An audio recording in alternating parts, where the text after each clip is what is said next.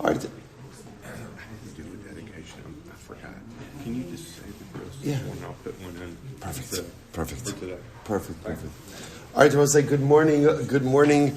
It is a zechus Baruch Hashem to be able to close out our week together with Bava Basra. Begin by thanking all of our sponsors for this morning's share. To thank our Talmud Torah sponsors, our annual Talmud Torah sponsor for Tafshin Pei Hey for the year 5785, the Tilson Mishpacha of Eretz Yisroel for dedicating all the Shumer and Joshos this year as a zechus for besuros tovos for Am Yisroel. Talmud Torah sponsors for the month of Kislev, Josh and Becca Friedman, in commemoration of the Yahrzeit of Josh, his father Yisroel Yehuda, HaRav Chaim Rephael, and for the zechus of a safe return of our hostages and the security of all of our chayalim. Semi and Malka Esterson, in memory of their parents, Ludwig Stiefel, Sarah Stiefel, and Hinda Esterson, and in memory of their beloved dear friend and brave soldier, Naftali Gordon, Naftali Yonah, Ben, Dani and Beaty Gordon, Sheikhu, who was killed by sniper fire while in his tank in Gaza on Erev Chanuka. And Yomi sponsors for today, Said Haken, in commemoration of the end of the 11 months of Kaddish for Said's mother, Taji Bas Harav Meir, Moshe Dayanim, and Matt and Diane Marks, in honor of the double bris of their grandsons this morning. B'sha'a tova u'maslachas, may they be zocha, Me'er Hashem, to enter into bris of Sha'ar Mavino Bizmano, and may their parents be zocha, l'gal l'torah l'chopal l'maisim tovim. In the schools of our learning, Me'er Hashem, may our hostages come on b'shalom and b'karov, and may our holy soldiers be successful b'chol ma'aseh yedehem. But with that, let us begin. A lot to do today. Well, not so much to do today, just a lot more compared to what we had the last couple of days. So today's daf is Kuf Samech Daled 164. We are picking up in Yahrzeit Hashem on the bottom of Kuf Samech Gimel 163b, 2 lines up from the bottom. Smar says as follows: Gufa Amarav Shtar Haba Hu Ve'idav Alamacha Kasha. So let's remember again, we actually had this Gemara a couple of days ago. Actually, when I say a couple of days ago, yesterday. So the Rav said as follows: that if you have a shtar and hu ve'idav alamacha. So let's remember again, we dabbled a little bit in what is the status of a shtar that's been erased. Or I should say, remember again, really it's parchment that's been erased. So obviously the nice part about parchment is you could tell whether or not there's been an erasure on the parchment itself. So Rav holds that halacha l'maisa, if you have a shtar and the shtar itself and the witnesses are on an erased piece of parchment, ultimately kosher. The shtar is kosher. Rav feels that halacha l'maisa, because the erasure has been in the entire shtar, therefore halacha l'maisa, one need not be concerned. Top of Kuf Samech Daled, V'im Tomar Mochek V'chozer Memochek. One second, maybe you should be concerned that halacha l'maisa. So now you say to yourself like this.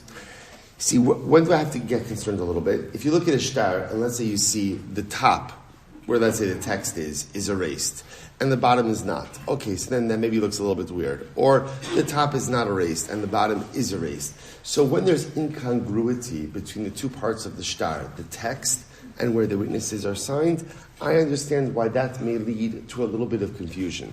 But what Rav is saying is that halacha l'maisa, if the entire shtar is erased, then, again, remember, when I say the entire shtar is erased, if the entire shtar is written on an erased piece of parchment, then there's no real concern about forgery, because again, this is just a shtar that's been erased, or a parchment that's been erased, and now the shtar is being written on erased parchment. I will say, I will mention that, I've been speaking a lot about this over the last few days, that this, all of these Gemaras about erased parchment are very reminiscent of the Mishnah in Avos.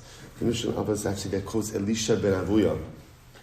And Elisha ben Avuya says, Halomed Yeled, if one learns as a child, Lemahu Doma, to what can he be compared? L'dio Kasuv al Niyar Chadash. It's comparable to ink written on a clean piece of parchment.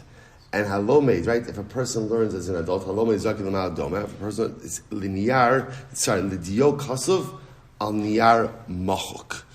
Right? So if you learn at an older stage, it is compared to ink written on erased parchment. And there's a lot, so it's this fascinating distinction. If you learn when you're young, it is as if you are writing ink on clean parchment. Learn when you're old, it's as if you're putting ink on erased parchment. So Pasha Pshat, what's Pasha Pshat? So Pasha Pshat is when you have new parchment, so the ink seeps in much better. Hey, erased parchment, remember again, when you do you ever see what happens how do you erase parchment? How do you erase it? You scrape it. So it's true, you end up going ahead and taking away the ink. What else do you end up taking away? Part of the parchment, which means now it's thinner. So because it's thinner, the ink isn't absorbed. The ink isn't absorbed as well. So that's the pashtus. It could be just the din in what we'll call intellectual absorption. When you're young, you're like a sponge. You take in everything. When you're old, well, okay. What were we talking about, right? So, when you're old, the parchment is not a stake. But of course, on a deeper level, what it's also saying is like this: as we get old, we have to keep on erasing the parchment over and over and over again, right? We start again. It's part of the beauty. Part of the beauty is, you can erase the parchment as many times as you need to. But when you're young, Baruch Hashem, you have the great zechus of just having a brand new parchment that doesn't need to be erased. Everything is perfect. I'm thinking of this.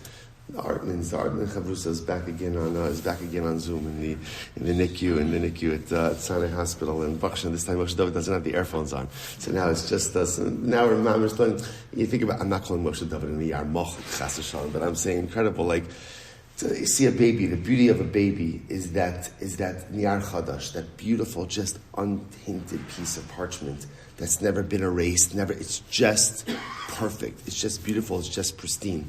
So the Sasamis brings down, he says, this is a beautiful Mishnah, but the problem is, it's beautiful if you learn it when you're young. It's not so beautiful if you learn it when you're old, right? So what do I do with this? Now, that's what I'm an erased piece of parchment. Shabbos said this is a good piece of Torah to learn right now. The Sasamis says, don't despair. He says, every single day, you are a Niyar Chadash. See, often we look at time as linear. So when I was born, when I was young, I was a brand new piece of paper parchment. Now I'm an older piece of parchment, a raised piece of parchment. So someone says that's not how it works. Every day the clock is reset. And so every morning when I wake up, I am a brand new piece of parchment. Which Shabbos, I think about this just a moment.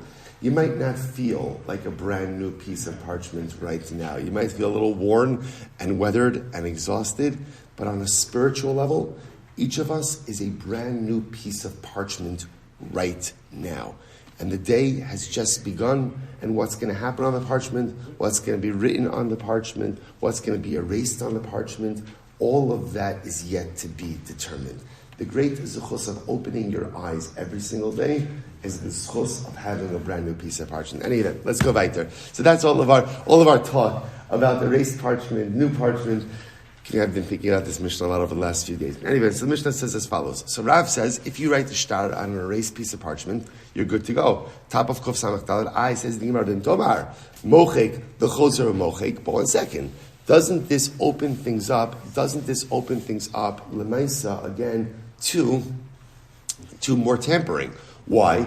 Because what you say like this, watch this, if Ruvain's already writing a shtar on a raised piece of parchment, what's to stop him after he writes the shtar from erasing it again? Right? In other words, he's already got, so again, Ruvain lent Shimon $10,000. So now it's on an erased piece of parchment. Rav says totally fine. So now what happens? What's to stop Ruvain from erasing the text again and now writing in it that Ruvain lent Shimon $15,000? And remember, you can't view that it's been tampered with. Why not? Because the parchment has already been erased once before. To which the Gemara says, no. So you can't compare a parchment that's been erased once to a parchment that's been erased twice. So apparently you could see on parchment the number of erasures. So therefore, again, if the text is written on a piece of parchment that's been erased twice, and the Eidim have signed on a piece of parchment that's been erased once, so Lemais, again, you can see the difference there. Because that difference is visible, ultimately, if there is any type of tampering, you'll be able to see it. I would just mention that on a spiritual level, it's just the opposite. You see in a shtar, the more you erase it, the more you can see it. It's true in life also. The more you erase your personal parchment, the more it's visible. Just the difference is, in a shtar, it usually says the parchment becomes a little bit worn. On a personalistic level, the more times in life you find the courage to erase your parchment and to start again, the better and stronger and more beautiful your personal parchment is. The Gemara goes right to V'leichosh, Dilma shadi diyusa makom edin meikara. Okay, so we'll say, so now this is interesting.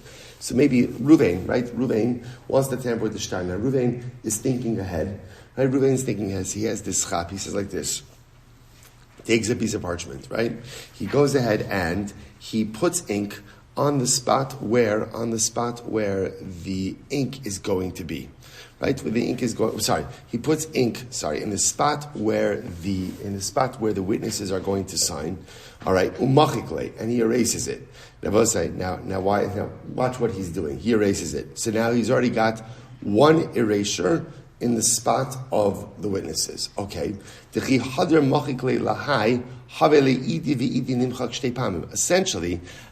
the Gemara is pointing out over here is there is a way to manipulate this, right? There is a way to go ahead and essentially make it so that essentially he's going to pre-erase the spot of the witnesses, so that this way, again, remember, the shtar itself is already going to be erased once. Essentially, he's going to make sure that the shtar is erased twice, the makom edim, so that when he wipes out the text and he erases the text area a second time, both parts of the shtar will have effectively been erased twice. So he could tamper with it. To which the Gemara says, Abaye kasavarav ein ha'idim chosmin ala machak ela imkein nimchak bifnehem. So it says interesting. So no, Rav holds that if witnesses are going to sign on erased parchment, they're only going to sign if the erasure took place in front of them. In other words, you got to be smart. If you're signing on a brand new piece of parchment, that's one thing. But if you're signing on parchment that has been erased, Eidim won't do it, unless, of course, the erasure of the parchment is taking place in their presence, and therefore they understand exactly what the circumstances are. Okay, Macy, so this is the sheet of Rav. Now remember again, not everybody holds of Rav. So many hold that once parchment has been erased, you really can't use it anymore for shtaras, because it just leaves itself too open to tampering and to forgery. But Rav is of the opinion that Allah Lamaisa, as long as both the witnesses and the shtar itself is being written on erased parchment, it's kosher. Totally fine. Okay, so Mesa, the raise the kasha. Hu al haniyar ve'edav al hamachak. So I say saloch lamaisa. Now raise the kasha. What happens if hu al haniyar, which means that lemaisa, the shtar itself, the information is on niyar, right, which is on erased parchment. Ve'edav al hamachak, and the witnesses are signing on the erasure. On the erasure, what's the halacha? Kosher. Ultimately, again, it's mutter. It's mutter. The Gemara says 1 second. So again, I will say, so this is Hual Niyar Ve'edav Al Machak. So in this case over here, right, shtar itself is being written on regular parchment. Witnesses are signing on an erased part of parchment. What's the halacha? Kosher. I think 1 second. So we'll say this is pretty dangerous. Why is this dangerous? Because what does this leave it open to? The witnesses are already signed on an erased piece of parchment. So now, technically speaking, what Reuven could do is what? Erase the text, write in whatever he wants, and now again, the erased part of the text will match the erased part where the witness is signed. And you just tampered with the shtar, no one could ever see. So the Gemara says, because of the Ma'adivai, and Allah again, now this becomes a case of both where the text and the witnesses signed on the erasure. To which the Gemara says, no. The ksivi hachi anachno sahadi chasanna amachaka ushtara kasav al niyara. No. In a case like this, so I'll say, listen to this. In a case like this, where the witnesses are signing on the erasure, and the document is being written on non-erased parchment, the witnesses write in the text. We, the witnesses, signed on erased parchment, but the text itself was written on non-erased parchment. So they write that in. And therefore, again, because they're writing that in, if you see then that subsequently the text is written on erased parchment, what does that show? It's been tampered with. Okay, so the Gemara says, the Gemara wonders, okay, where exactly is this being written? Right, so where is this being written? Where the witness is writing this explanation. Imi letachos gayizle. So Rabbi says, so remember again, if haloch l'maisa, they're writing this below their signatures, that's not going to work. Why? because you could just lop that off. I'll say again, Matt and I were talking about this before this year. Just understand, parchment, remember they're talking about parchment over here. Parchment is not mass produced, which means that parchment, you had to cut parchment regardless, which also meant that parchment also came in different shapes and sizes. So remember again, you would not necessarily be able to tell that parchment was tampered with by having something cut off. It's just, I don't know, it's a shorter piece of parchment, right? Or a wider piece of parchment, whatever it is. So the point over here is, if they're writing this explanation below their signatures, then halacha l'maisa, what's to stop Reuven from simply just lopping it off? I'iloi mochikle.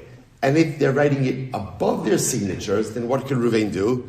Erase it. Because we'll say, remember again what's happening in this case over here. In this case, halacha l'maisa, the document is being written on an erased piece of parchment, on the erased piece of the parchment, and the witnesses are being written on a non-erased. Remember, this is one piece of parchment. The top was erased, the bottom was not erased. The top has the text, the bottom has the signatures of the witnesses. So now we're saying, don't worry about it. The witnesses are going to write in the shtar, we the witnesses signed on this, but please be aware, the top of the parchment on which the information is being written, that was erased. Right? It was written on erased parchment. We're signing on a non-erased piece of parchment. Where is it? Okay, where you're writing that. If you're writing it below their signatures, then you can just lop it off. If you're writing it above their signatures, it could be erased. And you won't be able to detect that there was an erasure. Why not? Why not? Because anyway, the top of the document was an erased piece of parchment. So how does this explanation help? To which the Gemara says, no, diksivi bein sahada l'sahada. So this is very interesting. Where do you write the explanation? Where do you write the explanation? Between the signatures of the witnesses. So now watch this. Essentially, so the way the shtar would be structured is as follows. So let's say the transaction itself is Reuven lent Shimon $10,000. Now that information, right, the tovos, the TORAH, the boiler part plate of the shtar, the transactional specific part of the shtar, is all written on the top of the parchment, and that part of the parchment happened to have been pre-erased. It was erased already before, so you're writing on it. Afterwards, what do you have? Again, maybe a hakol shari v'kayim, so whatever. Then you have the signatures of the witnesses. The part where the witnesses signed, that part of the parchment had never been erased before. So that's like brand new parchment. So what happens? First line you write, Zvulun ben Yaakov, and the second line you write Yitzchak ben Avram. Those are the two witnesses, right? Line 1, line 2. In between those two lines, the witness is right in there, and by the way, this shtar, the text was written on erased parchment, and we, the witnesses, signed on non-erased new parchment. And you write it there, because we'll say why. Because it's written between the signatures, you can't really tamper with that. You can't cut it out. Why not? Because if you cut it out, there's going to be a blank space in between the signatures of the witnesses. You can't erase it, because it's going to be clear that it was tampered with. And therefore, again, that ensures that if subsequently someone tries to do something with the shtar, you'll see ultimately again that it's been tampered with. Ihachi, ema seifa, you have to look at the seifa. Hu ala machak ve'idav ala niyar. What about the following case? What about the case of where the document itself is written on the erased part?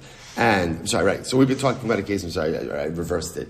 Our case was talking about where the document itself was written on the new parchment and the witnesses were signing on the erased parts.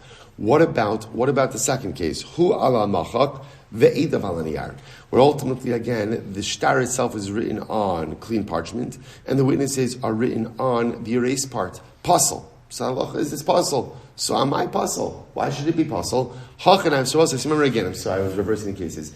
In the case we've been dealing with right beforehand, the shtar itself, right, the information was written on new parchment.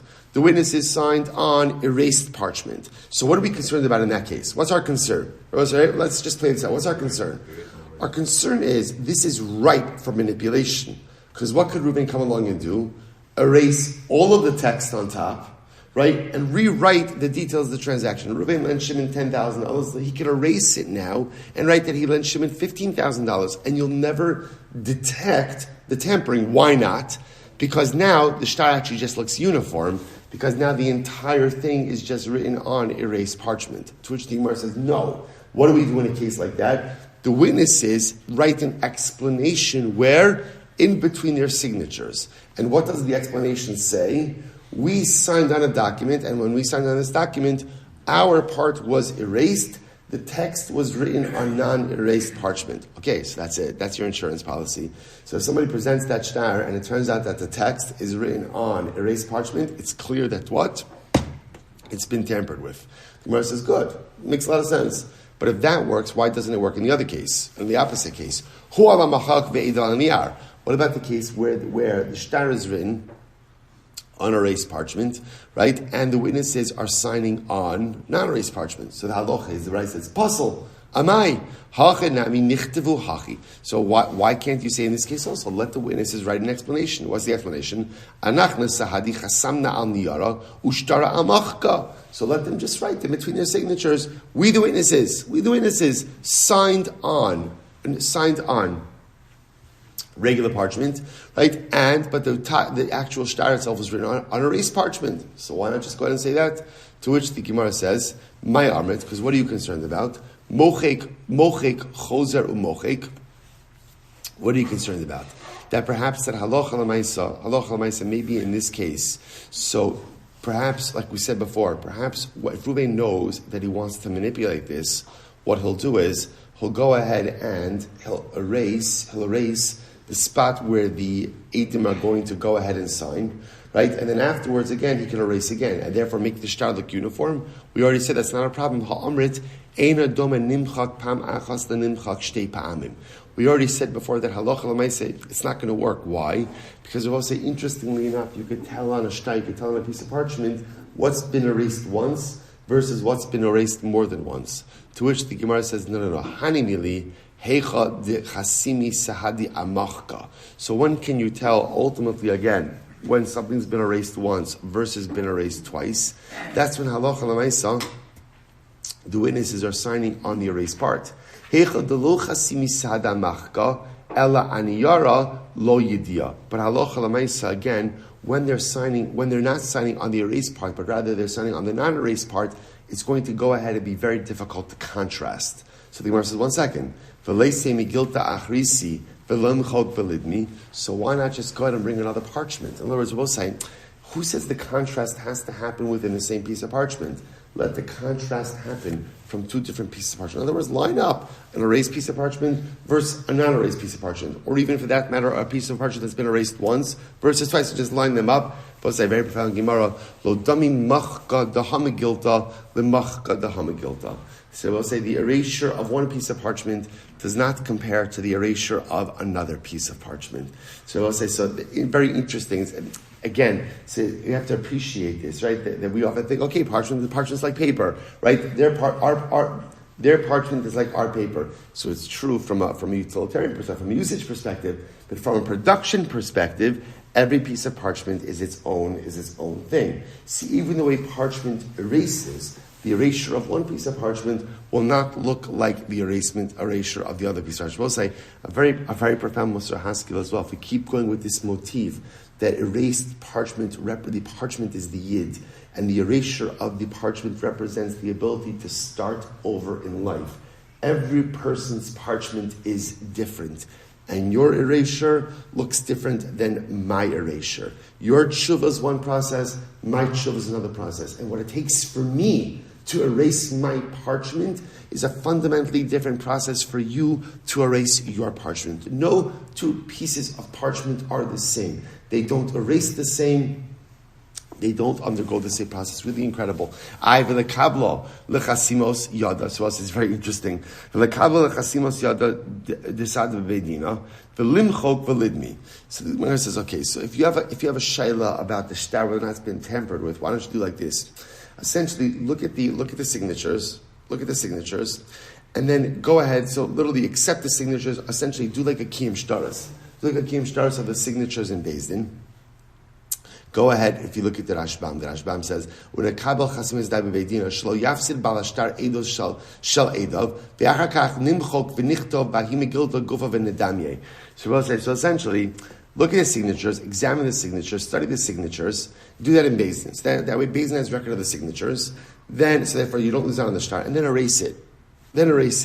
And see how that erasure compares to the erasure of the rest of the document. So see if it's been tampered with that way. Rabbi Moshe says, no, Eino Nimchak Ben Yomo Lenimchak Ben Shnei Yamim.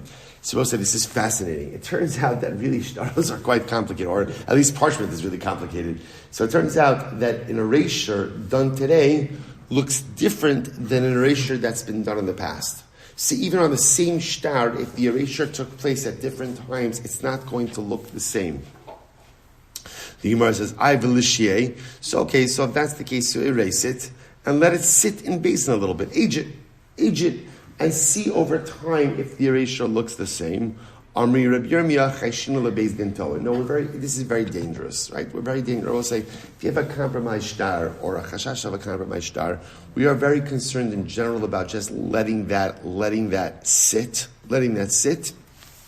and of concern that a basin that may not fully comprehend the halacha may end up utilizing it or allowing for it without necessarily going through the process of seeing if indeed it is a proper shtar. I will say, by the way, that also in the same motif, this idea that an erasure of one day is different than an erasure of 2 days. I will say, the halacha is that, the hashkafa is, I should say, the longer I wait to erase my parchment, the more different it looks. Sometimes if I know that an erasure needs to happen, I know that I need a new start, I know that I need a new beginning, I know that there's just certain things I need to get rid of.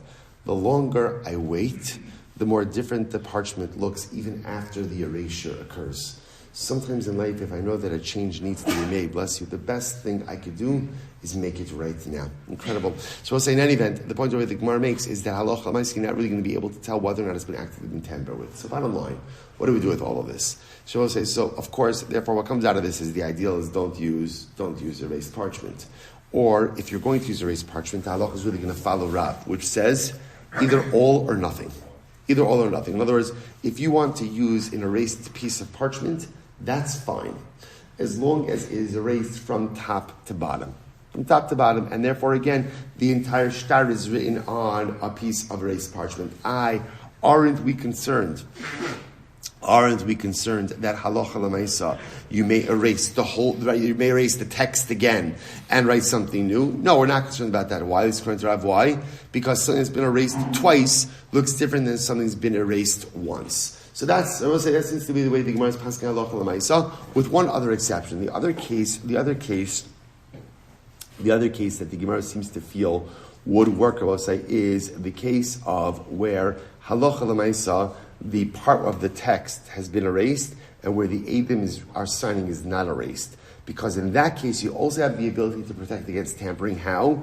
By that little message that's written in between the signatures. Because there you have a tamper-proof shtar, because the witnesses could write, by the way, we signed on the shtar, and when we signed on it, halacha l'maisa, the top of the text was unerased, and the area of our signatures was erased. So halacha l'maisa, that seems to work as well. Okay, let's go weiter. Says the Gemara. So we'll say back to the Mishnah. Rabbi Chanina ben Gamliel Omer Mekusher. So we'll say, remember again, Rabbi Chanina ben Gamliel said the following. So remember, we'll say, once upon a time we were talking about a get Mekusher versus a get Pashat. Right? These two different types of documents. So if you remember again, Rabbi Chanina ben Gamliel said, Mekusher shekasvu edav mitocho, kasher b'bnei shiachal asos pashat. So if you remember again, one of the major distinctions we had between a get pashat and a get mekusher was that a get pashat, the witness is signed on the front, get mekusher, the witness is signed on the back. Rabbi Chanina ben Gamliel said, it's no problem if you made a mistake and you went ahead and you wrote the signatures of the witnesses on the front of a get mekusher. Not a problem. Why? You could just make it into a pashat. Just make it into a pashat. In other words, you could transform it into a pashat. Fine. So let's analyze this. So the Gemara says, Heishiv Rabbi Rabbi Chanina ben Gamliel. So Rabbi raised the kasha. So if you look, before you turn the page, look at the last Rashbam. Heishiv Rabbi Chanina ben Gamliel. Shamar Mekusher Yachal Asos Pashat. So we'll say, Rabbi Chanina ben Gamliel's entire yisod is that halacha l'maisa, you can make a get mekusher into a get pashat. That's essentially his idea. So again, I made a mistake. I put the witnesses on the front side of the shtar instead of the back side of the shtar. Rabbi Chanina says, no problem, just make the mekusher into a pashat. So Rebbe asked on this. Hey, Shiv Rebbe the Rebbe Chanim Gamliel. I'm a base. Valo ino dom zmano shelzeh lizmano shelzeh. Oh, so Rebbe says, one second. There's a problem. What's the problem? Rebbe say there are a number of distinctions between a get pashat and a get makusher. One of them is the dating system. How they would date a get makusher was different than how they would date a get pashat. How so? So let's listen to this. Pashat, second line from the top, 164b. Pashat, malach shana monin lo shana. So remember again, the way they would date a shtar is in accordance with the year of the monarchy. So again, when we were in Eretz Yisrael, there was a Jewish monarchy, so you dated by the year of the king. But again, that dating system would apply even when we were living under a Gentile monarchy. So therefore, the Gemara says, Pashat, malach shana, monin lo shana. So if the king reigned for a year, so they would put year one of the reign of the king in the shtar. Okay, shtayim or lo shtayim, fine. So we'll say pretty straightforward. So in a get pashat, you would date in accordance with the year of the king.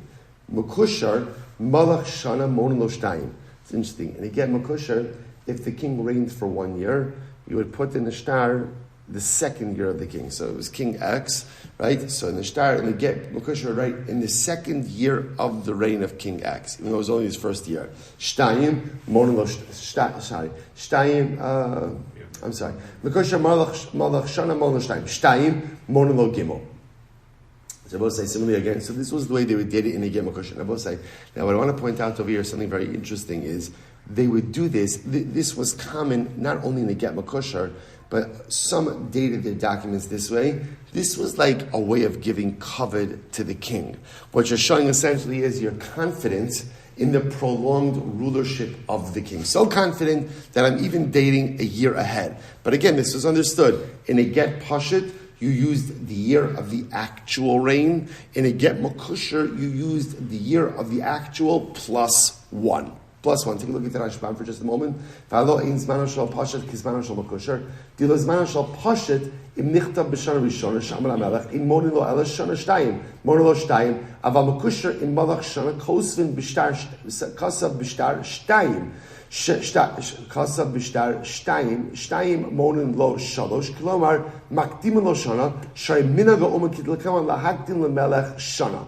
V'shema lekavod hamelech hayu osakein. So we'll say, so the Rashbam says this was done out of deference to the king. So the Gemara says, so you see where the kasha is, right? So the Gemara makes it sound like so pashit. That's not a big deal. If you made a mistake and you wrote the witnesses, instead of putting the get witnesses on the back side of the makosher, you put it on the front side of the makosher. No problem. Just turn the makosher into a pasha. Whoa, the dating system is different.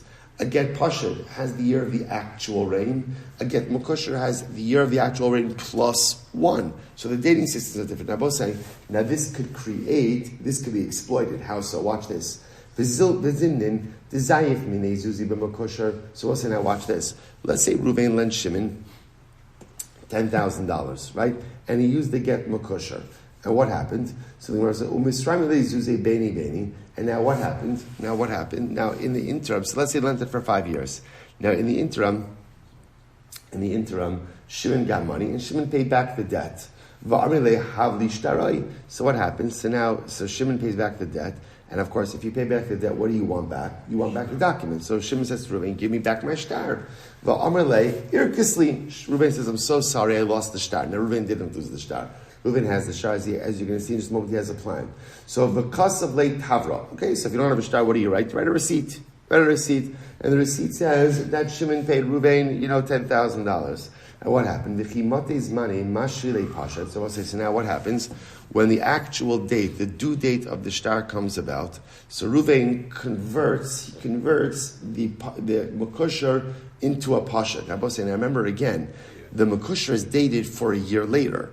The Amarle, Hani Hashta Diazafta Minoi, Kasavar, I'm sorry, Hani Hashta Diazafta Minoi. So what could Reuven do? Reuven could go out and say, oh, Shimon, you owe me the money.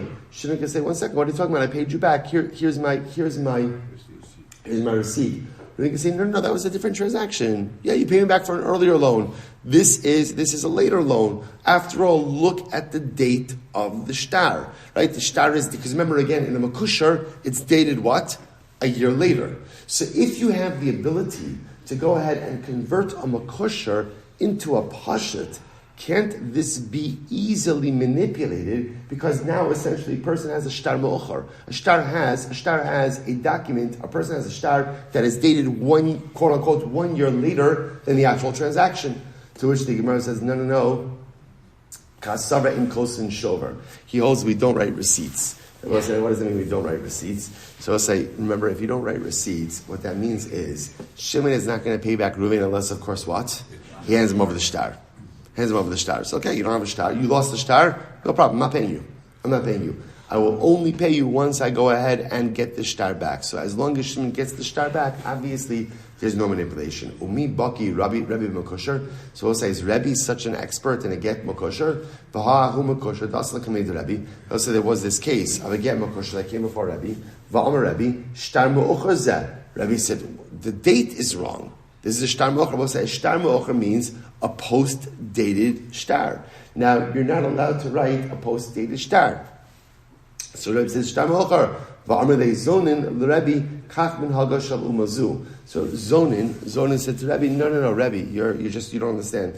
This is how we date a get makosher. This is actually the dating practices of the Greeks. How would the Greeks date their shtaros? Malach shana monin lo shtayim, shtayim monin lo shalosh. The halach l'maisa again, they would do the year of the actual rain plus 1. So the point of the Rebbe says, you see, the Rebbe didn't know this about a get makosher. So how do we assume that Rebbe was such a baki that Rebbe knew about a get makosher? The Gemara says, you're right. Basra the Shaim is on a savra. He wasn't an expert. And then what happened? He learned. But after learning also in life, you only know what you know. So once upon a time before, and Rebbe did not know about a get makosher. Then after this episode, he learned about a get makosher. And after he learned about it, he became proficient. I'm going to tell us a story. Hahu shtar the habikasa be bishnas ploni archon. So there was a shtar, and it was dated in accordance of the year of the reign of Archon. That was the lashon of Archon. So the Gemara says, Am Rabbi Chanina, Yibadek a Masai Amad Archon, Barachunusei.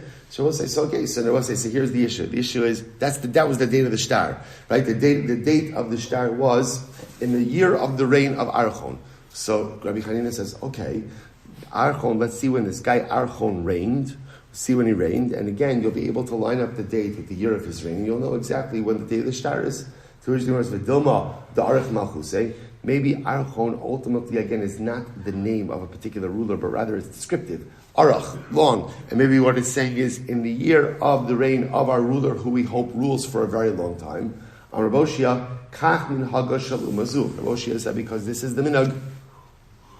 This is the minhag ultimately. If you take a look at the Rashbam, for just Rashbam, let's see. So the Kach min Hagashal Umazu, Shana Rishona Koran lo Archon. So we'll say it's interesting. This is the way they had these dating systems, and this is the way they would refer to their rulers, right? And Shal Umazu, Bepashtos in this context means the Greeks, right? This is how the Greeks would date their documents. B'shana Rishona, Karan Archon. So we'll say in the first year of a ruler's reign, they would call him Archon. So once again, this is like a tefillah, right? That he should rule for a long time. Shnia, Karan Digon. In year number two, they would call him Digon. Digon. Vidilma Avrui Avrua Vahadar Ukminu. One second. Maybe what happened with this ruler is maybe they deposed him and then they put him back, they reinstated him into his rulership. So maybe even though it's going to call him Archon, it's not really year 1 of his reign, but really again it's year 2 of his reign. Rabbi Yirmiyah Hu Archon Digon Karile. That guy, they would call him Archon Digon. Okay, so what happened if you saw Archon Digon? Archon Digon means that what? It's year 2, which is really year 1 of his reinstated reign. Okay, Tan Rabbanon, Harini Nazir. So we'll say, so now listen to this. Let's say a guy says, I'm a Nazir. So remember, we'll say, Stam Nedra Naziros. Unqualified Nazir service. How long? 30 days. So watch this. So if you just say Harini Nazir, the assumption is 30 days. Now Gemara is going to talk about if you add in different qualifiers. So Harini Nazir, so the Gemara says, Sumchos Amar Hina Achas. If you say Harini Nazir Hina, right? So Hina means 1. I'm a Nazir Hina. That means you're a Nazir for 1 term. Digon, If you say, I'm a Nazir Digon, Shtayim. So we'll say these are just descriptive terms. Remember, these were Greek terms that ultimately, again, refer to the duration of the rulership of their king. So again, if you use these Lashonos by Neder Nazirus, it qualifies the length of your Neder Nazir. So if you say, Hareini Nazir Digon, that means I'm a Nazir for 2 terms, which means 60 days. Trigon, so again, Trigon, 3 terms. Tachrigon, Arba, 4 terms. Pantigon, I'm a Nazir Pantigon, right? 5 terms, fine. Tanrabanan, Bayis Agol. So we'll say if you have a round house, a round home, or Digon, or a house with 2 corners, or Trigon, or a house with 3 corners, or Pantigon, or a house with 5 corners, Eno Mitame Benigoim. It does not contract Tumas Saras. In order for a home to become afflicted with saras, the home has to have 4 corners. Tatrigon v'tayim benagon. If the house has 4 corners, it contracts saras. So the Gemara says, "Whoa, from where do you get that from?" The Tanrabanan is the Tanrabanan because we learned lemalo omer kir kiros. They both say it's interesting. In the section of saras abatim, the home getting saras. See, interestingly enough, the pasuk could have said kir, talking about some type of discoloration on the wall, singular. Instead of saying wall, it says walls, plural, and it does this twice. Kir, kiros, shtayim, right? Kir, kiros, shtayim. Lamata omer, kir, kiros, shtayim, harikan arba. The Torah in 2 places, instead of saying wall singular, uses wall plural. The minimum definition of walls is 2. It says walls twice. What does that teach you? 4 walls, 4 corners. In order for a house to contract tumas saras, has to be a house of 4 corners. Therefore, again, round house, no saras. 3 corners, no saras. 5 corners, no saras. 4 corners, saras. Homa kosher das like a Rebbe. We'll say great story here. There was a get makosher that came before Rebbe. By the way, I just want to point out. So if you notice again, what's the catalyst of Rebbe? Rebbe originally was not an expert in this. And then what happened? What did he do? He learned. Something amazing. You want to become proficient in something, apply yourself, spend the time, learn, and you will acquire the proficiency. Incredible. So the Gemara says, listen to this. The Lord says, that came before Rabbi. Ein zman baza. Rabbi said, there's no date. There's no date in this. Amar Reb Shimon Rabbi the Rabbi. Shema ben ksharav movla. Maybe the date is in a get makosher, it's sewn shut. Maybe the date is like tucked in deep in one of the folds. So sure enough, Palye bechazye. So Rebbe opened up the star, and sure enough, he saw the date was inside one of the folds. Chazer be Rebbe bebishus. So Rebbe says, listen to this. So Rebbe looked at Reb Shimon. He looked at him a little bit angrily, like annoyed. So what happened? Amrle labana kasve. So this is great. So Reb Shimon says, hey, I didn't write it. It wasn't me. Rabbi Yehuda Chayta Kasve. It was Rabbi Yehuda Chayta wrote it.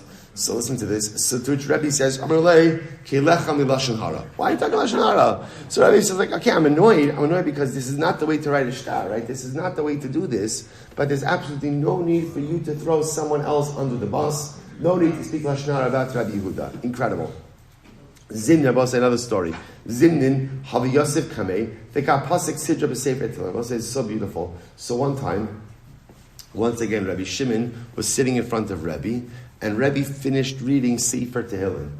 It's so beautiful. So I'll say, I just want to point out, remember, Rebbe was a direct descendant of David HaMelech. Right? So a very beautiful idea over here. The power, in general, the power of saying Tehillim. So Rebbe finished reading Sefer Tehillim. Amar Rebbe, Kama miyushar ksavzeh. Now, obviously, how was he reading Sefer Tehillim? Somebody wrote. It's actually quite beautiful.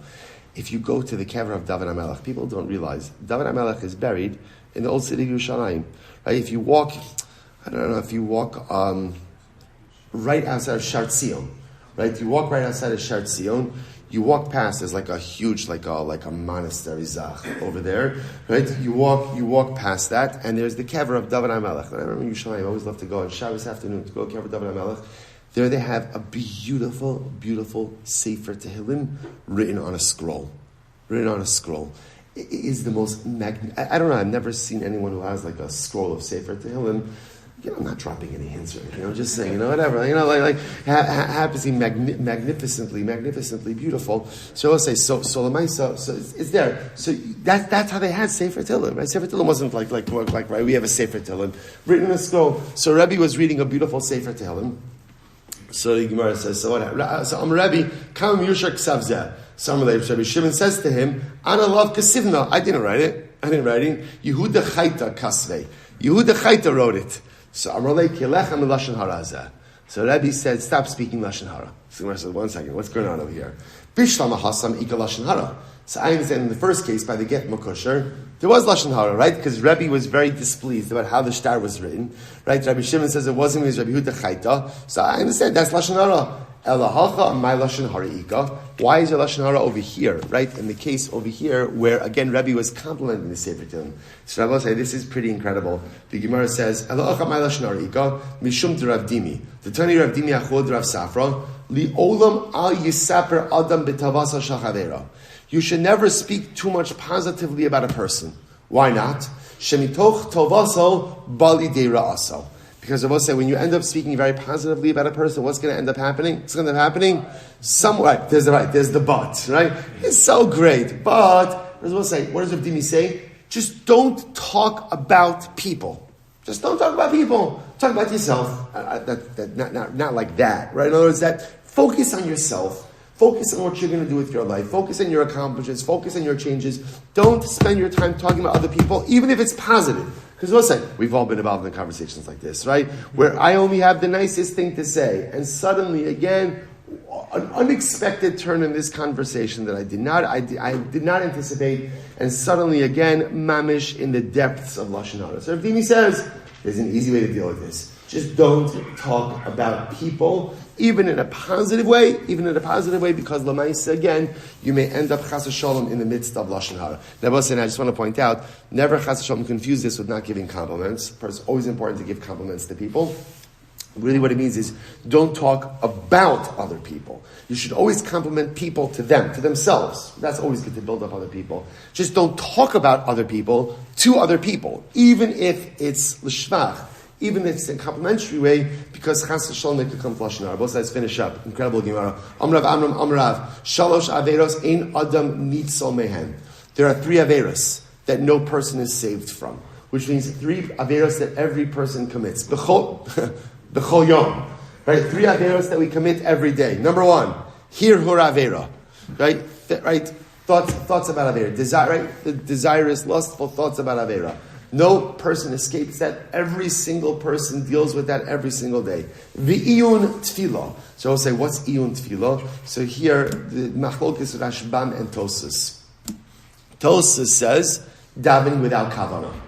Incredible. That's the middle of Tosas. Nira l'Rebbe, diyun tefillah shehura, shina mechuvanim tefillasam. Tosas says, not having kavanah.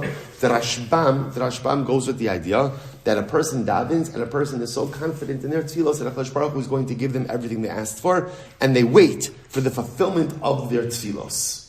Right? And I will say, and that's it's theologically problematic, because that's not how tefillah works. I daven for something, HaKadosh Baruch Hu may say yes, he may say no, because there's a whole bunch of other considerations that are rolled into this. So to daven and to expect the immediate fulfillment of my tefillos is spiritually immature, right? Spiritually immature and theologically false. And this is a mistake that people make every single day. Oh, I daven to HaKadosh Baruch Hu. Of course, HaKadosh Baruch Hu, I put in my pin, right? I put in my pin in the ATM. Of course, I'm going to get out what I want. That's false. That's false, spiritually immature, and theologically inaccurate. There says, Iyun Tefillah, V'Lashon Hara.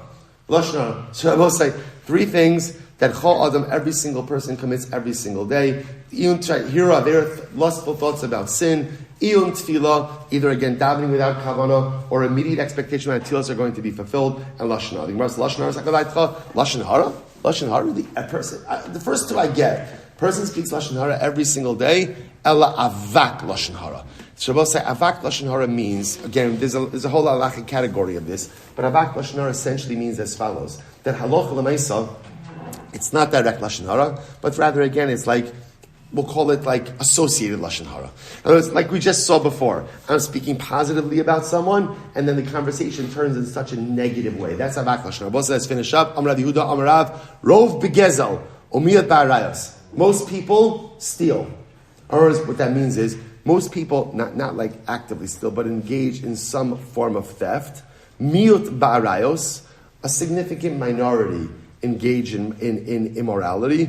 V'hakol b'lashon hara. Everyone speaks lashon hara. The Gemara says, really?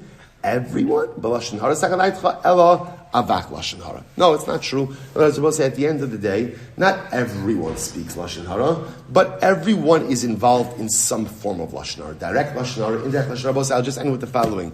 Asks the Maharsha, I don't understand. If you tell me that at the end of the day, shalosh averos ein adam nitzol mehem, 3 averos you can't be saved from. Rabbi say, if I can't be saved from it, then what? Then why should I be culpable?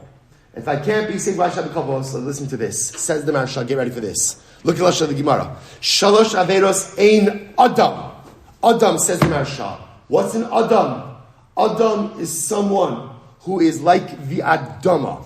If I don't work on myself enough, and I'm closer to the earth than I am to the heavens, if I don't work on myself, so I am a base individual, I don't actualize the ruchnius that I am capable of actualizing, if I am just an Adam and not an Ish, if I'm just a person who's more rooted in the physicality of the earth than of the beautiful Kedusha of the heavens, then every single day I will be nechshol mizaveros. Then I can't escape it.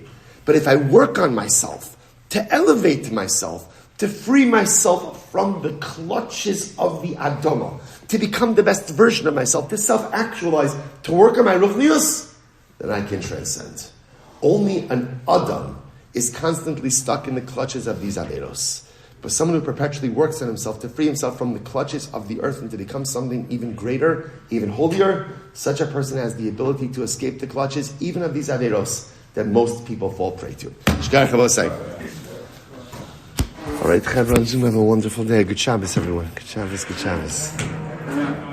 All right, Eretz Yisrael, Chevron. I'm going to send out information. I'm going to be in Eretz Yisrael for 36 hours next week. We're having a special Daf Yomi shir at Reb Jerry's home. Information to come is going to be on Wednesday. A lunch to learn Daf Yomi in Eretz Hashem. More information to come. Shkach, everyone. Good Shabbos.